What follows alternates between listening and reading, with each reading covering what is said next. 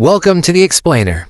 So, today we're diving straight into the immense, often crushing weight of the American presidency. Because when you sit behind that desk in the Oval Office, you aren't just making hard choices, you're making impossible ones. We're talking about decisions where literally every option carries a staggering cost. Decisions that alter the course of human history and permanently define a legacy. I want you to imagine being trapped between a rock and a hard place. But the stakes aren't just your job or your reputation. The stakes are millions of lives, the actual survival of the nation, or even the fate of the entire world. Throughout this explainer, we're going to break down the core conflicts that have defined the presidency and look at exactly how different leaders navigated these ultimate no-win scenarios. To put this into perspective, think about Harry Truman. He didn't even know the atomic bomb existed until he became president. And suddenly, he's handed this horrific dilemma. He could order a ground invasion of Japan, which military advisors estimated would cost another 500,000 American lives. Or he could drop the most destructive weapon humanity had ever created on a civilian population. On August 6, 1945, Truman made his choice and gave the order. 100,000 people were killed, and the nuclear age officially began. That is one man's choice dictating the fate of the modern world. Let's kick things off with Era 1, surviving the infancy. These are the conflicts of neutrality and expansion. Right out of the gate, the country was just deeply divided. When France went to war with Britain, half of America demanded we help the French. They argued we literally owed them for our independence. But the other half knew another war would absolutely destroy the brand new nation. Washington was forced to make the final call, and he went with the proclamation of neutrality. And wow, the backlash was severe. Pro-French Americans actually burned Washington in effigy in the streets, and Thomas Jefferson even resigned as Secretary of State over it. But Washington wouldn't budge. He knew America needed peace just to survive its infancy. It's wild to think about, but early presidents often had to totally sacrifice their own popularity for the nation's survival. In fact, this quote is what John Adams actually wanted on his gravestone. During the quasi-war with France, Adams's own Federalist Party was demanding a full-scale fight. Going to war would have united his base and almost certainly secured his re-election. Instead, Adams went against his own party and chose peace. It was the right call for America, but his party abandoned him and he lost his re-election bid. He destroyed his own political career but went down with absolutely no regrets. Moving on to Era 2, the fracture over slavery and the agonizing path to civil war. This whole crisis was basically a massive snowball effect of compromise and delay. Back in 1820, James Monroe privately believed that restricting slavery in new states was unconstitutional, but he threw his principles right out the window and signed the Missouri Compromise just to keep the country from collapsing. Then by 1850, Millard Fillmore, a man who personally hated slavery, signed the incredibly explosive Fugitive Slave Act, again, just to hold the Union together. By 1860, all those compromises had failed. 7 states illegally seceded, and President James Buchanan faced a stark choice of force versus inaction. Because he believed he had no constitutional power to stop the secession, Buchanan chose inaction. He basically packed his bags and left the shattered country for the next guy to figure out. And well, that next guy was Abraham Lincoln, who inherited the ultimate agonizing dilemma. For 18 grueling months, Lincoln wrestled with this choice, issued the Emancipation Proclamation, and risk fracturing the North and losing the Civil War entirely, or hold off and keep fighting a war that felt increasingly pointless. The future of the nation was literally hanging in the balance. Finally, Lincoln pulled the trigger. He made the bold choice to transform the Civil War into a crusade for human freedom, a decision that ultimately freed 3.5 million enslaved people. Next up is Era 3, Economies and Empires.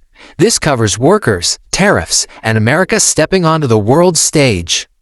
A 65% drop in global trade. That is just absolutely devastating. And it happened in the 1930s because Herbert Hoover faced a massive choice between political pressure and economic reality. Congress had passed the Smoot-Hawley tariff to protect American industry. On paper, sure, it sounded helpful, but a staggering 1,000 economists came out and practically begged Hoover not to sign it into law. Hoover ignored those experts and bowed to the politics of the moment. He signed it, global trade plummeted by 65%, and the economic depression went fully global. Now, while Hoover bent to political pressure, Franklin D. Roosevelt faced a dilemma driven by wartime hysteria. Right after the attack on Pearl Harbor, FDR had to choose: trust Japanese Americans despite the intense fear gripping the nation, or lock them up in the name of national security. As the source material details, despite there being 0 cases of disloyalty, fear won out.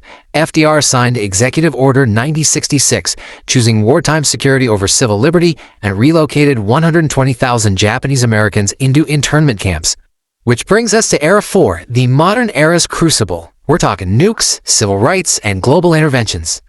Just consider the unbelievable core conflict faced by John F. Kennedy here. The Soviet Union had placed nuclear missiles in Cuba, which was close enough to hit most American cities in under 5 minutes. Kennedy's impossible choice: either accept Soviet missiles just 90 miles off the coast of Florida, or attack and risk a full-scale retaliation that could literally end civilization. But Kennedy brilliantly found a third option. He instituted a naval quarantine, which successfully bought him enough time to negotiate a deal with the Soviets and avoid global destruction. But, not every modern dilemma got solved so neatly. This really tragic quote comes from Lyndon B. Johnson, speaking privately about the Vietnam War. LBJ's core conflict was whether to withdraw and go down in history as the president who lost Southeast Asia, or to escalate the war. In his gut, he just didn't believe it was worth fighting for. Yet, despite those deep, agonizing private doubts, Johnson chose escalation. He ended up sending 535,000 troops, resulting in 58,000 American deaths. Fast forward a bit, and Ronald Reagan faced just a massive gamble at the Reykjavik summit. Mikhail Gorbachev offered him an absolute dream scenario. He would eliminate all of the USSR's nuclear weapons. But there was a huge catch. Reagan had to abandon his Strategic Defense Initiative, better known as Star Wars. So Reagan had to choose between literally ending the Cold War right then and there, or walking away from the table to protect his defense program. Reagan chose to walk away. It was an incredible gamble, but within months he managed to secure a new deal, and a few years later, the Berlin Wall came down. And these impossible global choices, they continue right up to today. President Joe Biden faced a distinctly modern dilemma in Afghanistan. After 20 years and $2 trillion spent, military advisors still wanted to keep 2,500 troops in the country. Biden's choice was to maintain what a lot of people called a forever war, or pull out entirely and risk a Taliban takeover. Biden chose to pull the troops out, making the argument that enough time and money had already been spent. The result was exactly what his military advisors had feared: a chaotic withdrawal where the Afghan government collapsed in just 11 days. Finally, Era 5, evaluating historical outcomes. Let's look at the decision matrix. Pulling all this together, when we evaluate the core conflicts of early presidents like Washington, Adams, and Lincoln, history has actually been incredibly kind to leaders who prioritized national survival and human freedom. Washington chose peace over war. Adams chose peace over his own political party. Lincoln chose human freedom despite the massive risk of fracturing the Union. Even though every single one of these decisions came at immense personal, political, or national cost in the short term, they ultimately yielded decisively positive long-term historical outcomes. And when we shift gears and look at Buchanan, Hoover, and FDR's internment decision, a very different pattern emerges. Decisions driven by inaction, political pandering, or fear have overwhelmingly been judged by history as deeply negative. Buchanan chose inaction when the state seceded. Hoover chose politics over economics by ignoring 1,000 experts. And FDR chose wartime security over liberty, acting on fear rather than evidence. History views all of these choices as significant long-term failures. And then looking at our modern era presidents, these high-stakes global gambles produce a really stark mix of defining victories and tragic failures. JFK found a brilliant middle ground that secured a positive outcome. Reagan made a highly controversial gamble to walk away from the negotiating table, but it ultimately hastened the end of the Cold War.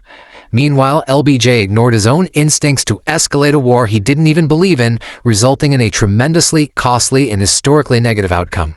So what does this all mean? We've seen presidents sacrifice their careers, ignore experts, agonize for months, and literally gamble the fate of the globe. When you are trapped between a rock and a hard place and the weight of the world is squarely on your shoulders, does history reward the principled, the pragmatic, or the bold? I'll leave you to reflect on that. Thank you so much for joining me for this explainer on the impossible burdens of the Oval Office. Keep questioning, keep learning, and I'll see you next time.